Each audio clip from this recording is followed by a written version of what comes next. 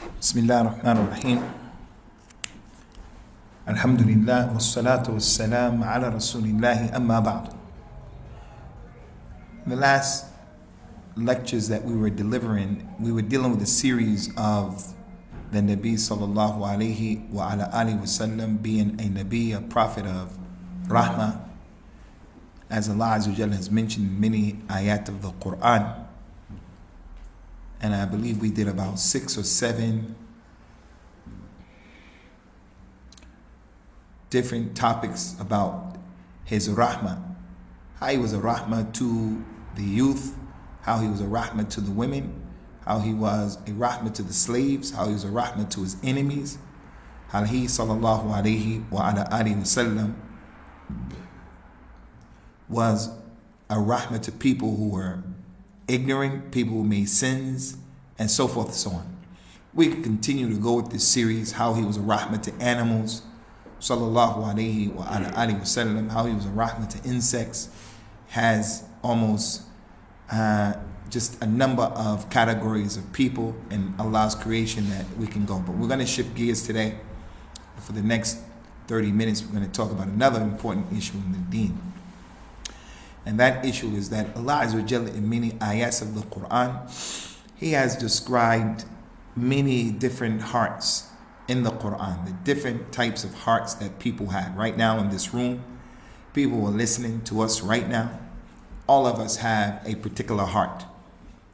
It's the religious responsibility of every Muslim man, every Muslim woman, to deal with his or her own heart, and not to leave the heart just like that, or there are going to be dire circumstances and consequences that have to be suffered. So as we journey through this life, hayat dunya, only Allah knows when and where we're going to die, everyone has a religious responsibility to cultivate his heart, and not to leave his heart as one of the hearts that have been described in the Quran, the negative ones, the dark ones, the ones that are dead, the ones that are sick. There are many hearts that have been described in the Quran.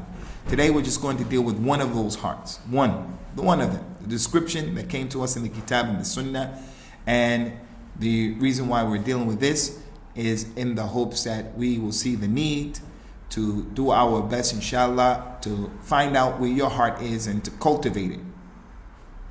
But before that, we should understand that the heart and dealing with the heart is an important topic in the deen of Islam and in the life of the people, in the life of Bani Adam. The Nabi has shown the importance of the heart.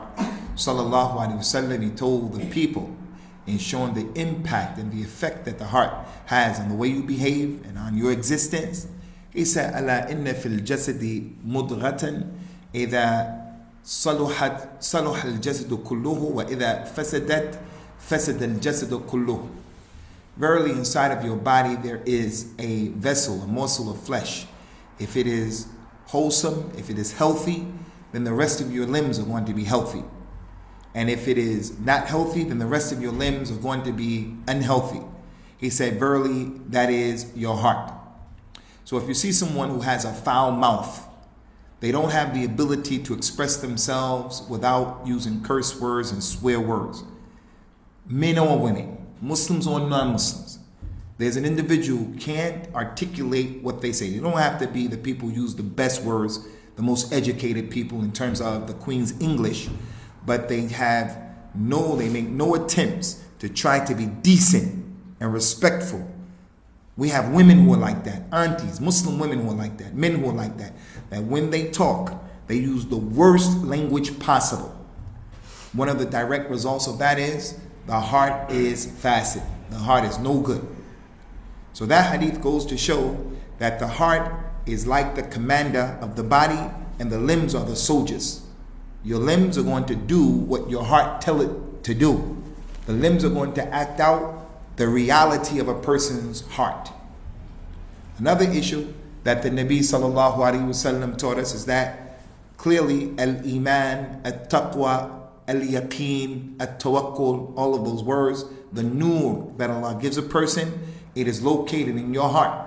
It's not in your brain, it's in your heart. He told the people sallallahu alaihi wasallam, al-taqwa ha huna wa ashara ila qalbihi thalatha marrat. He told his companions, taqwa, fearing Allah, taqwa is located right here. And he pointed to his heart 3 times. So if someone were to if you wanted to know where is al-iman is not in your brain where you can intellectualize. And you can say, okay, I'm not practicing the religion, but I believe in Allah. I'm not practicing the religion, but I love Allah.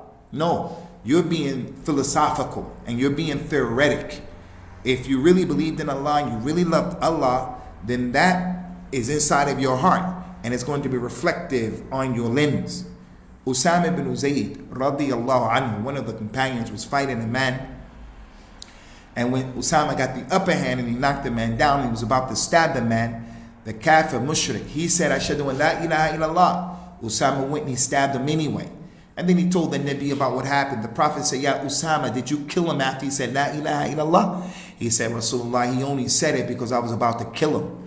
The Prophet asked, did you kill him after he said la ilaha illallah? He said he only said it because I was about to kill him. Before that he was fighting against me, trying to kill me. The Nabi said, did you kill him after he said la ilaha illallah? He said, Wallah, he only said it because I was about to kill him. The Prophet told Usamah, and this is the point.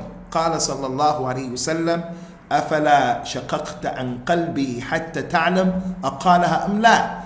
Why didn't you open up his chest so that you can look in his heart to see if he said it with ikhlas or not? So a person's taqwa, a person's iman, a person's yaqeen, a person's niyyah, his ikhlas, his sincerity, what he intended, that's in his heart. It's between him and Allah Azza wa Jalla. It's not your job, it's not my job to be judging people. But if a person has a good heart, then it's going to be reflective on the rest of his body. Another important issue concerning the heart is that the heart in Arabic, I think it has found its way into many of the languages of the Muslims. The heart is qalb with a qaf, not a kaf. Kalb is a dog. We're not talking about a kalb. We're talking about a qalb with a qaf, Quran, qalb. I think this is in Mirpuri and Urdu language. Is that correct? The qalb, is it heart? Dil in Urdu, that's dil. Huh? Dil, heart called dil in Urdu. Okay, well, this word heart, the Prophet said, is called the qalb. Summi al-qalb qalban lituqallibuhi. It has been called heart because it's always changing. In Arabic word, qalaba, inqilab, it means something that changes. So it's called the heart because it's always changing. And that's why when the Nabi sallallahu alayhi wasallam used to pray and he used to go into sajda, he was Rasulullah, Khatam of the Anbiya and the Rasul, the Sayyid of Bani Adam. He is the one who's going to have the best place in Al-Jannah. He used to say, Allahumma ya muqallibul qulub, thabbit qalbi ala deenik. O owner of the hearts, establish my heart on your deen. Because today you can be a Muslim and you go to bed tonight and you wake up as a kafir tomorrow.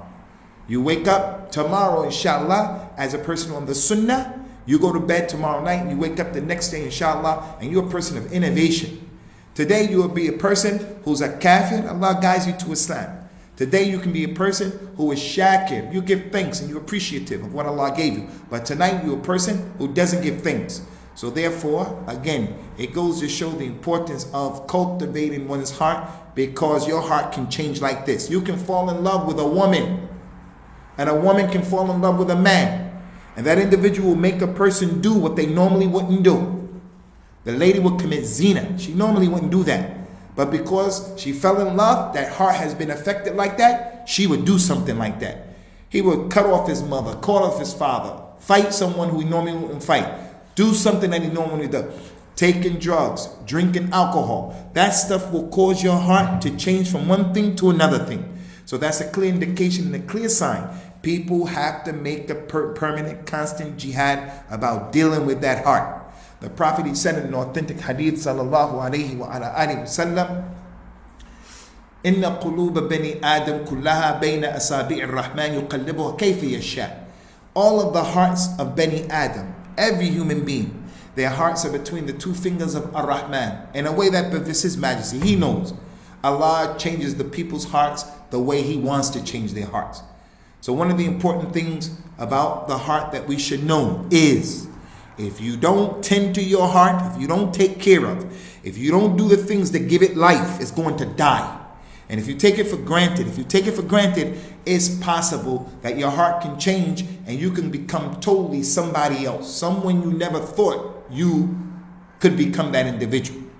So concerning some of the categories and different types of hearts in the Quran, the one that we want to deal with today, the only one we're going to deal with today, inshallah, is the heart that Allah Azza wa Jal called the heart that is salim, the qalb that is salim. It's the best heart. The qalb that's salim, qalbun salim. It is the heart that is full with iman, is full with al-Islam, is full of at-tawheed. It only worships Allah. It loves for Allah. It hates for Allah. It gives for Allah. And when it doesn't give, it refrains from giving because of Allah. Some people, their hearts cause them to love other than Allah. They love Jesus more than they love Allah. They love Prophet Muhammad more than they love Allah. And the proof of that is if you tell them, say Wallahi, he'll say Wallahi and he'll lie. If you say swear by the Nabi, and that's not permissible, swear by the Nabi, he'll swear by the Nabi and he'll only tell the truth. That's not a heart that is salim. That's a heart that's a problem. Allah mentioned the heart that's salim in 2 ayahs of the Quran in Surah Al-Shu'ara. He says subhanahu wa ta'ala about Yawm al-Qiyamah, يَوْمَ لَا يَنْفَعُ مَالٌ وَلَا بَنُونَ إِلَّا مَنْ أَتَى اللَّهَ بِقَلْبٍ سَلِيمٍ. Yawm al-Qiyamah, nothing will benefit a human being. His money and his children won't benefit him.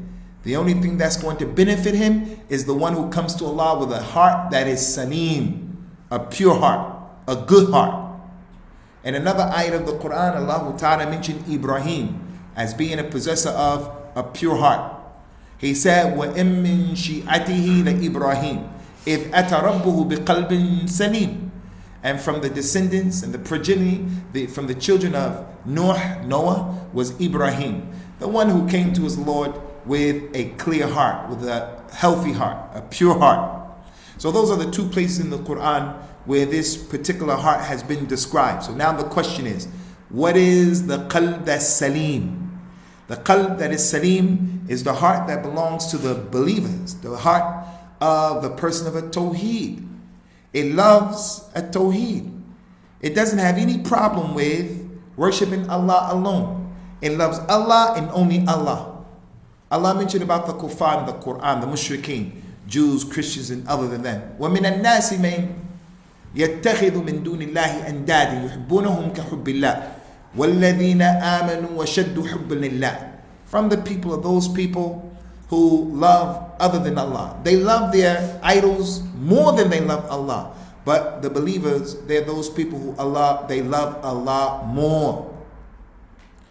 They love Allah more. They love Allah and they love for Allah. In our culture, Asian culture, Arabic culture, in the European culture, African culture, the music that people listen to, every type of music, there are those lyrics that go against the religion of Islam. When it talks about love, they'll say things like, the lady is an angel, as a result of that, the man loves her or she loves him. Heaven is missing an angel, meaning she's here on the earth, she's really an angel. The person says, I have this ishq for you. I love you more than anything else. The qalb salim is not like that. And that's why I advise you, brothers, don't let your children watch those Asian movies, those Bollywood movies, because they cultivate our daughters and they cultivate our sons and they give them a false understanding and interpretation of the love that's permissible in Islam. The love where the person can do and will do anything for that person who they love. And our children grow up thinking this is the correct romantic way to be, to want someone to love you that way or to allow yourself to love that person that way. In Islam, love, it has its boundaries. There's a love that's permissible and there's a love that's not permissible. So the qalb that's salim, it loves Allah more than anything else. The Prophet, he says, sallallahu alayhi wa sallam, ثلاث من كن فيه وجد حلاوة الإيمان. There are 3 things. If a person finds those 3 things, if he has them, he'll get the sweetness of Iman in his heart. He said that person loves Allah and he loves Allah and his messenger more than anything else. The second thing he said, is that he loves a person and he loves that person only for Allah. He doesn't love him because he gets money from him. He doesn't love him because of some issue like that. He loves him for and because of Allah Azza wa Jal. That's the qalb salim. How does the qalb salim, the healthy heart, how does it operate? How do you know if you have a qalb salim or not? There are many examples. We already mentioned some. Are you a person of Tawheed? Are you an individual who hates Tawheed? Some of our relatives, some of the Muslims, as Allah mentioned in the Quran, وَإِذَا ذُكِرَ اللَّهُ وَحْدَ اشْمَأَزَّتْ قُلُوبُ الَّذِينَ لَا يُؤْمِنُونَ بِالْآخِرَةِ. If Allah is mentioned by Himself, worship Allah alone, the hearts of the disbelievers become enraged. They hate it when you say, don't worship the Nabi. The Yahud and the Nasara, Jews and Christians, Sikhs, Hindus, when you say, only worship Allah, the Khaliq, those human beings, they become enraged. You don't love Rasulullah when you say that. What do you mean? I can't make dua to the Nabi. I can't slaughter for the Nabi. I can't swear by the Nabi. The qalb salim, one of the characteristics of it is satisfied with only worshiping Allah, with only making dua to Allah, with only having servitude to Allah, being Abdullah, has no problem with that. The qalb salim has a problem with being Abdul Nabi, the slave of the Nabi. I don't want to be the slave of the Nabi. Don't want to be the slave of any human being. But if Allah made me, I had to be a slave, then I want to be the slave of some prophet because they're going to treat me well. But no human being in his right mind wants to be an abd. So the point is, the person believes having good iman and having taqwa is to look at himself, to call himself the slave of the Nabi. No, Allah made you a free man. So the qalb salim has no problem with worshiping Allah Azza wa Jal. Another characteristic is what was mentioned in the Quran. And that is, Allah mentioned, إِنَّمَا الْمُؤْمِنُونَ الَّذِينَ إِذَا ذُكِرَ اللَّهُ وَجِلَتْ قُلُوبُهُمْ وَإِذَا تُلِيَتْ عَلَيْهِمْ آيَاتُهُ زَادَتْهُمْ إِيمَانًا وَعَلَى رَبِّهِمْ يَتَوَكَّلُونَ. The believers, the true believers, are those people who, when Allah is mentioned, their hearts tremble. They become fearful. If someone is doing something or saying something that is incorrect and the person comes and says, fear Allah, stop doing that, he'll stop. That's the sign of the qalb that's salim. When Allah is mentioned, their hearts tremble, they pay attention. وَإِذَا تُلِيَتْ عَلَيْهِمْ آيَاتُ. And if his ayat are read, it increases them in iman. That's the sign of the qalb salim, that it prefers the recitation of the Quran over namima and ghiba and lying, the Bollywood movies, Hollywood movies, sitting wasting time. The qalb that's salim, given a choice between the kalam of Allah or some other kalam, it's going to choose the kalam of Allah. Given the choice of listening to people making ghiba and namima, or listening to a beneficial lesson, or listening to something that's going to remind them of Allah, it's the heart that's going to be more inclined to that which is pleasing to Allah. That's the qalbun salim. The qalb that's salim. Concerning these hearts that are healthy, no doubt the person who had the healthiest heart was Prophet Muhammad sallallahu alaihi wasallam. So Allah Azza wa Jalla described his heart in the Quran, and He said to the Nabi, فَبِمَا رَحْمَةٍ مِّنَ اللَّهِ لِنْتَ لَهُمْ وَلَوْ كُنْتَ فَضًّا غَلِيظَ الْقَلْبِ لَانْفَضُّوا مِنْ حَوْلِكَ. Ya Muhammad, it is and it was a mercy from Allah. It was a mercy that Allah gave you, that you were easy with the people. If you were rough and tough and your heart was hard, they would have run away from you. So the Nabi didn't have a heart that was hard. As-Salafiyah,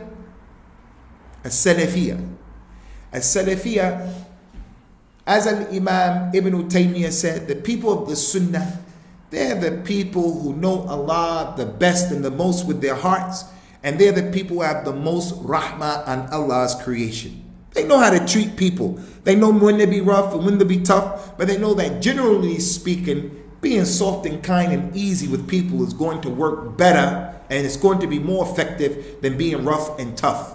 So the Nabi, he had the best heart. The best heart.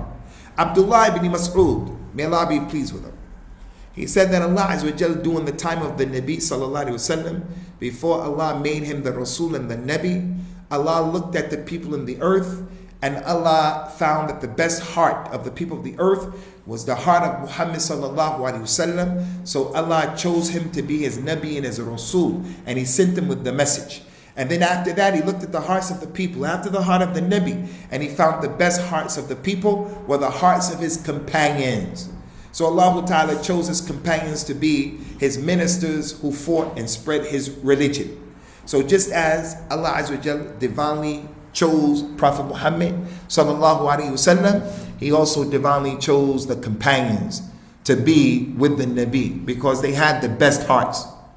The companion Al-Irbad ibn Sariya, in the famous hadith that everybody knows, Al-Irbad ibn Sariya, he said that the Nabi was giving them an exhortation and mu'idah that caused their hearts to tremble, and it caused also their eyes to shed tears. They say, Ya Rasulullah, you're talking to us as if you're going away, as if you're giving us a farewell speech, as if you're going to die. So what do you tell us to do? The Nabi subsequently sallallahu alaihi wasallam told them to do a number of things. To take the way of the companions, to fear Allah, to obey the rulers, to stay away from innovations and all of those issues.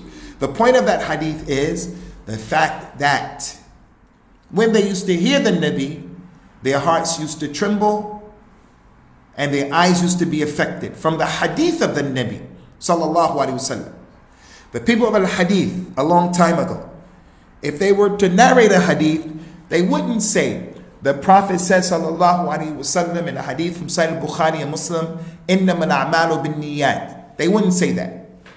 A long time ago, the people of hadith would say, Al-Imam al-Bukhari said that his Shaykh Abdullah ibn Zubair al-Humaydi said, that his Shaykh Ibrahim al-Tamimi said, that his Shaykh Al-Qama said, that Abu Huraira said, or Umar said, that the Nabi said, and they would give the hadith. But the people of innovation, they came, and they used to say to Ahlul Hadith, when are you people going to stop saying, Haddathani, Haddathani? So the point here is, the one who has a pure heart, he doesn't mind. He loves the sunnah, he loves to hear the hadith, he doesn't mind about the chain of narration, he doesn't mind studying it, he doesn't mind the Quran, because he knows that both of those issues are revelation, whether they came from the Quran, those kalams, or whether it came from the Nabi sallallahu alaihi wa ala alihi wasallam. And that's how the companions were. When they used to hear the Nabi speak, whether it was the Quran or the sunnah, they, radiallahu anhum, used to be affected. Allah described their hearts in the Quran. The hearts of the companions, as well as the hearts of other people who have the hearts that are salim. إِنَّمَا أَلَا تَطْمَئِنَّ الْقُلُوبِ بِذِكْرِ اللَّهِ. The hearts that are pure and wholesome by the remembrance of Allah, they become tranquil and they become easy. الَّذِينَ يُؤْتُونَ مَا آتُوا وَقُلُوبُهُمْ وَجِلَةً. Those people who do the things that they do, and when they do them, their hearts are fearful. When they make salah, their mind is there, and as a result of that, they are cognizant of what's going on. It's not just the salat of a person who, like the munafiqeen, we're going to come to that. The heart of the munafiq is when he prays, he's not there at all. He's looking around, and even if he's not looking around, he's not concentrating on what he's saying and what he's doing. He's not paying attention on what he's memorizing, what he's reciting, or who he's standing before, who he's worshiping. The qalb salim is not like that. الَّذِينَ يُؤْتُونَ مَا آتَوْا وَقُلُوبُهُمْ وَجِلَةً. Those people who do what they do and their hearts are trembling. Aisha radiallahu anha, concerning this ayah, she understood it the way I just said it to you. Those people who do what they do and their hearts are trembling. She said, Ya Rasulullah, is this ayah talking about the people who they make zina, and then after making zina they're afraid? They drink khamr, and then after making khamr, drinking it, they're afraid? The ayah said, the people who do what they do and they're afraid. So if a believer, he does something like that hadith I said, 3 things, if you have them, you'll taste the sweetness of iman in your heart, that you love Allah and His Messenger more than anything else, that you love a person and you only love him for Allah. The 3rd thing he said, أن يعود في الكفر بعد أن أنقذه الله منه كما يكره أن يقذف في النار. That the person hates to go back to disbelief after Allah guided to him Islam. He hates it just as he hates being thrown in the hellfire.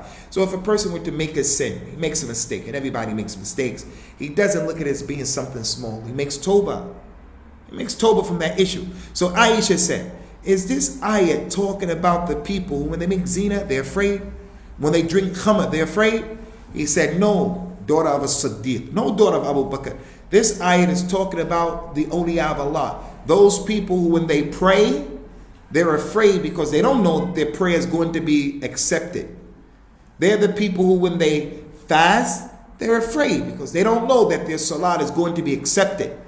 They're living and they're existing not knowing if Allah Azza wa Jalla is going to accept or has accepted their efforts. So as a result of that, they were nervous. They don't know. They have a raja.